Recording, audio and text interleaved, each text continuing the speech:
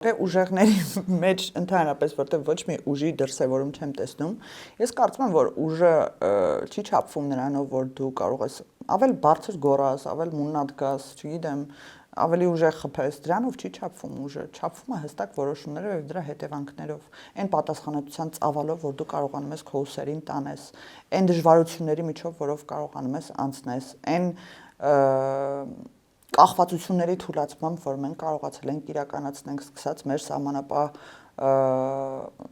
զորքերում փոփոխություններ անելով, որպեսզի այլ ուժեր չլինեն մեր սահմանին կանգնած, վերջացրած նրանով, որ մենք փորձում ենք դիվերսիֆիկացված քաղաքականություն վարել, իմանալով դրա դիմակայունության գինը։ Մենք փորձում ենք մեր պետությունը շատերից կախվածությունը,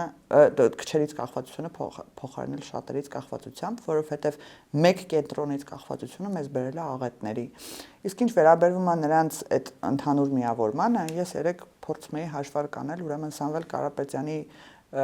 Forbes-ի վերջի տվյալներով կապիտալը 4 միլիարդ դոլար է։ 4 միլիարդ դոլար մեր պետբյուջեի, տենց ինչ-որ մի հատ մեծ կտոր է, էլի կարելի է ասենց ասել։ Ռոբերտ Քոչարյանից դատախազությունը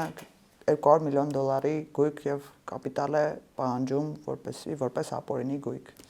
Գագիկ Ծառուկյանից 150-ից 200 միլիոն դոլարի գույք է պահանջում որպես ապօրինի ծագված եւ կարծեմ ավել ունի, այսինքն մինչև 300-400 միլիոն դոլարի մասին է խոսքը, բայց այնքան ինչքան որ ապօրինի է ձեռք բերված, այդքան գույք է պահանջվում։ Հիմա ուզում եմ հասկանալ եւ նաեւ ժողովրդին եմ առաջարկում մտածել, այս մարդիկ ինչի համար են ուզում գան Հայաստանում իշխանության։ Եվ այսօր էլ դրա մասին ուզում եի առանձին տեսանյութ անել, բայց վարչապետն էլ ասաց, որ այս մարդկանց այդ կապիտալների հսկայական հատվածը գտնվում է Ռուսաստանի Դաշնությունում եւ Բելարուսում։